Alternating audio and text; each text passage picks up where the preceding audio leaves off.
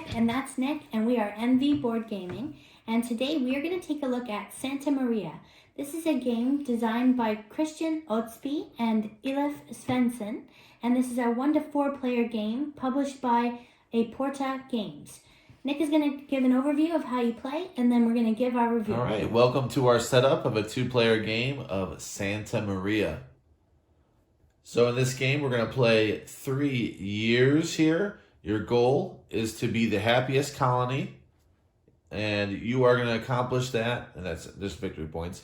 You're going to accomplish that doing various things in the game.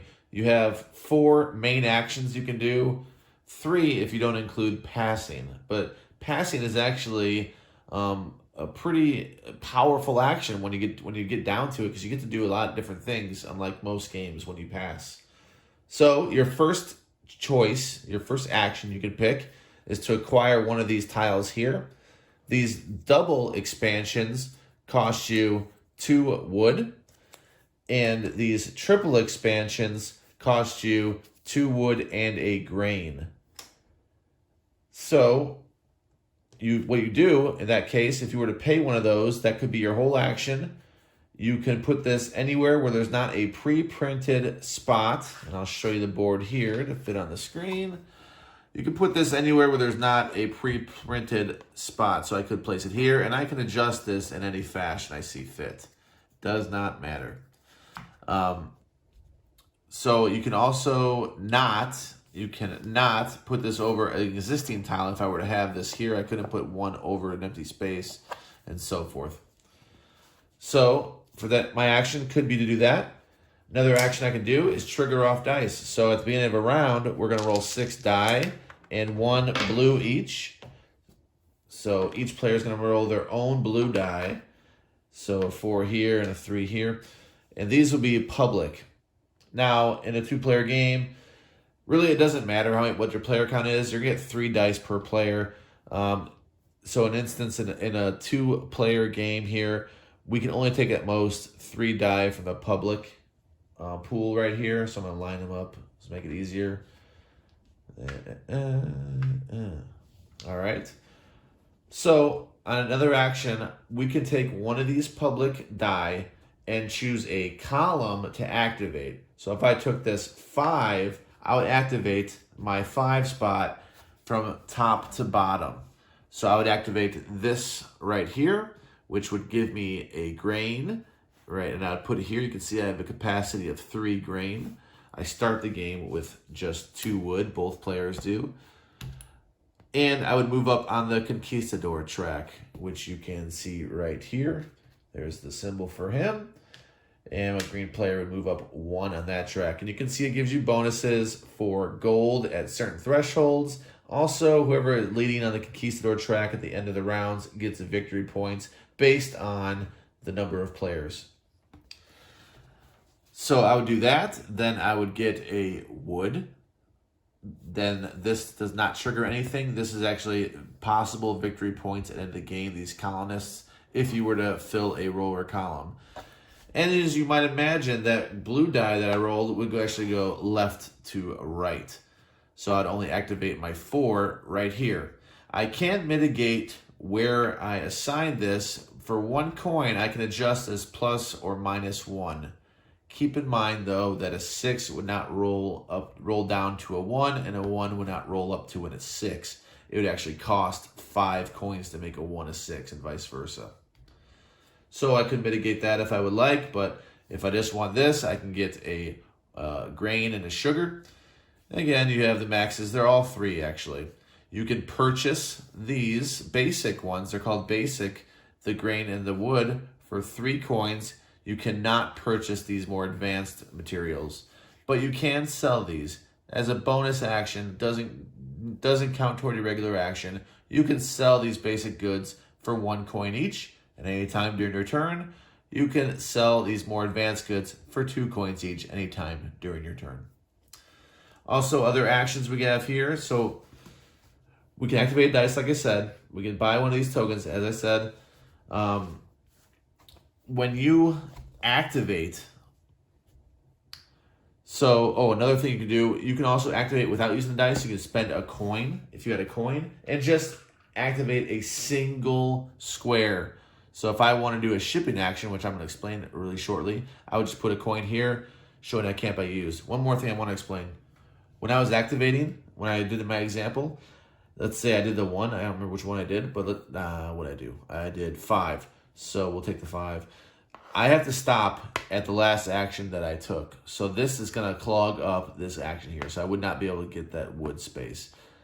So that's going to stay here anytime. And same thing if I go left to right on a blue space. This is going to take the last action that it took. So you have to take these in order. So it's something to keep in mind.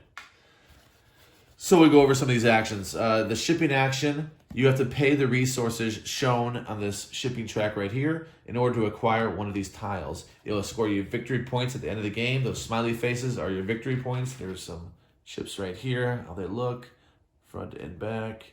Those are victory points end of the game. We have the storage spot for them as well right down here.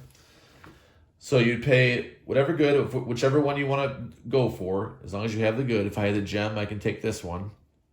Throw my gem in the supply, and this would be put next to the spot in which I took it from. I took it from the conquistador spot. So this would go flipped like this next to the conquistador, and we immediately replenish what was taken.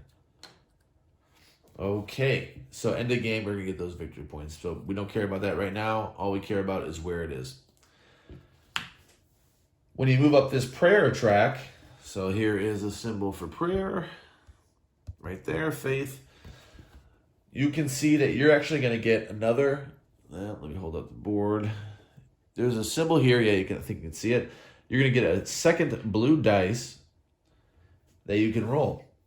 So now you have more actions. And there's a third one here once you reach this mark. You also have this little symbol here. These are monks. Each player has 6 potential monks they can use. And you have 10 areas to assign those monks. You can assign them here. These give you different ongoing abilities. They also score you victory points at the end of the game. This, let's see, I'll just give you one random example. This one is saying that you don't have to stop at the end of the track. Like I explained, you can break that rule. You can stop at any of the ones that you want and block any of those actions you would like as opposed to just the last one. The ones over here, and these are called, I think they're called bishops or something. Yeah. So you have, these are endgame. These are always endgame bonuses. You lose 2 coins for taking them right here. Or sorry, not 2 coins, 2 victory points, happiness. But you're going to gain happiness at the end of the game based on this. So these are just 4 filled, or 3x3 grid filled in squares, 4x4. Depends how much you want to go for this, but you can get potentially 10 victory points in the game. So you can assign your monks to these special places. The other 4 that I mentioned, so you said you had 10. You can see 6 here. There are these 4 right here. These are printed on the board. They're not going to change. These just give you items right away, these little TPs. So I can go here and get 2 gems, and that can be a monk. Now, the other player could assign to a spot that I've already taken, but it's going to cost them 2 coins to do that. So that's up to them, but they'll cost 2 coins, and those 2 coins have to go to me. So otherwise, most people are probably going to stick to just their 1 until maybe the end of the game when the coins don't matter quite as much. All right. This is going to play after 3 rounds. So once we pass, we get to select. The first person that passes gets to select one of these 5 areas, and they can do that special action. So if they wanted the 2 coins, they're also going to guarantee themselves the first player because the person closest to the coins up here has a first symbol. So they're the new first player if you're the closest to first. So to guarantee first, you can just do that. Get yourself 2 coins. You're also going to trigger off your shipping tiles you had next to it. So if you had shipping, if let's say I had 2 next to the coins, I'll get 4 coins. Let's say I had none here, I don't get anything. Don't worry about it. 1 here, I move up 1 on the prayer track over here, and victory points. How many ever I have over here? So we're just activating shipping.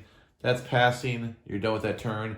So at the end of the round, you are going to replenish these out here. They're all going to actually go away, not just replenish. You're going to get 5 new ones over here.